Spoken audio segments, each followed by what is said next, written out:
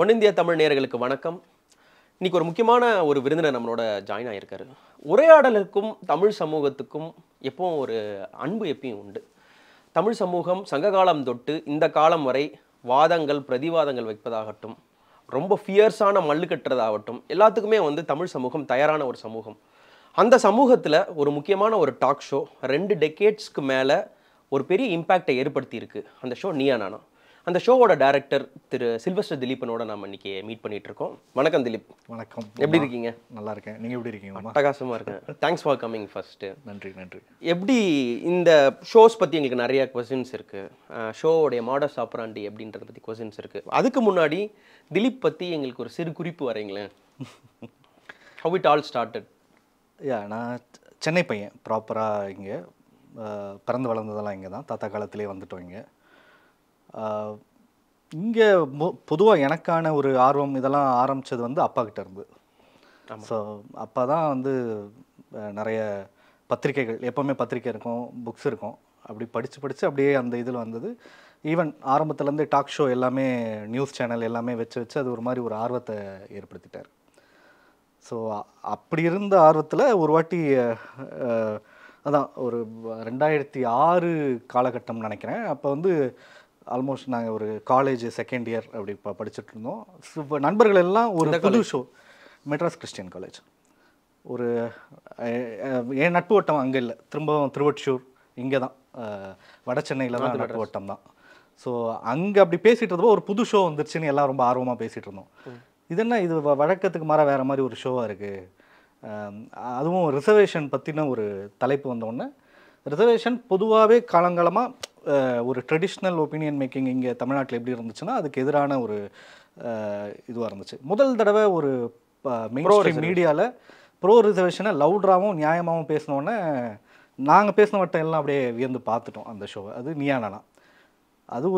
அதில் அப்போ ஜேர்னலிசம் படிச்சுட்டு இருந்தனால இயல்பாக நான் கால் பண்ணி நான் பேச வரேன் அப்படின்னு ஆண்டனி சார் அவர்கிட்ட இது பண்ணேன். அவர் உடனே நீங்கள் வாங்க மீட் பண்ணுவோம் அப்படின்னு. இங்கே தான் ஒரு வள்ளுவர் கூட்டம் பக்கத்தில் உட்காந்து பேசி, அதே வள்ளுவர் அதே டீ கடை அதே தான். ஸோ பேசி அப்படியே நீங்கள் ஜாயின் பண்ணுங்கள், பேசுங்க, பேச மட்டும் இல்லை நீங்கள் ஒர்க் பண்ணுங்கள் அப்படின்னு பார்ட் டைமாக அப்படியே ஒர்க் பண்ண ஆரம்பித்து அப்படியே அதான் நீயா நானா மட்டும் தொடர்ச்சியாக ஒர்க் பண்ணிகிட்ருக்கேன். இப்போது நீயா நானா ஒரு பாத் பிரேக்கர்னு சொல்லலாம். டாக் ஷோஸ் தமிழ்நாட்டுக்கு புதுசு கிடையாது. பேட்டிகள் நிறையா பார்த்துருப்போம். ரவி பெர்னாட்டோட பேட்டிகள், வீரபாண்டியனோட பேட்டிகள், அதில் ஆரம்பித்து அரசியல் பேட்டிகளுக்கான ஒரு ஸ்பேஸ் இருந்தது. அதற்கப்புறம் அந்த அரசியல் பேட்டிகள்லேருந்து தவிர்த்து வேற ஏதாவது உரையாடல் இருக்குன்னா பட்டிமன்ற உரையாடல்கள், லியோனியோடைய பாட்டு மன்றங்கள் ஆகட்டும், சத்யசீலன் ஐயாவுடைய மன்றங்கள் ஆகட்டும், பாப்பையா அவர்களுடைய பேச்சு மன்றங்கள், இந்த மாதிரி பட்டிமன்றங்கள் ஆகட்டும், அதற்கான ஒரு ஸ்பேஸ் இருந்தது. அதாவது கேளிக்கைக்கு ஒரு புறம், இன்னொரு புறம் தீவிர அரசியல் விவாதங்கள், கூரிய விவாதங்களுக்கு ஒரு ஸ்பேஸ் இருந்தது. இந்த இடத்துல விசுவின் அரட்டை அரங்கம் ஒரு ஒரு எது மாதிரியும் இல்லாது புது மாதிரியாக சாமானியர்களுடைய குரலை ஒலிக்கக்கூடிய ஒரு நிகழ்ச்சியாக இருந்தது. ஒரு லாங் லெகசி, விசுவோட லெகசி ஒன்று. அது போக காமனரை மேடை ஏற்றுதல் அப்படின்றத ஒரு பாத் செட் பண்ணுச்சு. நீயா நானா அதனுடைய கண்டினியூஷன் சொல்ல மாட்டேன், பட் அதனுடைய ஒரு சாயல் அதில் இருந்தது, உண்மைதானே?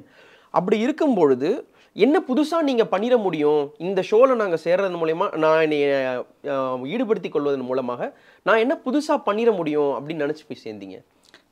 அதாவது ஃபார்மேட்லேருந்து எவ்வளோலாம் மாறி இருக்கு, அதெல்லாம் வேறு டெக்னிக்கலாக இதெல்லாம் எப்படி மாறிடுச்சு, அதாவது நீயா நானாவும் அரட்டை அரங்கமும் எப்படிலாம் மாறி இருக்குன்றது தனி. பட் என்னன்னா ஒப்பீனியன் வைஸ் அது மாறுச்சு. அங்கே தான் அந்த இது இன்ட்ரெஸ்டாக என்னென்னா, எதெல்லாம் ஒரு காலங்காலமாக ரொம்ப ஈஸியாக சொல்லிட்டு போவாங்களோ, ஃபார் எக்ஸாம்பிள் என்ன, இதுவே சொல்லிட்டு இருந்தோம், நேற்று தான் பேசிகிட்டு இருந்தோம், அதை சொல்கிறேன். தமிழர்களை நண்டு கதை அப்படின்ற மாதிரி போட்டு இது பண்ணுவாங்கன்னு. ஆக்சுவலாக பேசி பார்த்தா ஏன் தமிழர்கள் ஒற்றுமையாக இல்லையா? தொடர்ச்சியாக ஒற்றுமையாக இருந்திருக்கும். ஆனால் அந்த கதை எங்கே வருது? ஒரு பேச்சு அரங்கத்துக்குன்னு ஒரு கதைகள், சில கதைகள் வந்திருக்கு. அது ஏதோ ஒரு வகைக்காக நையாண்டிக்காக சொல்றதுல வருது. அது தமிழர்களை கீழே இழுத்துக்கிட்டே இருக்கு.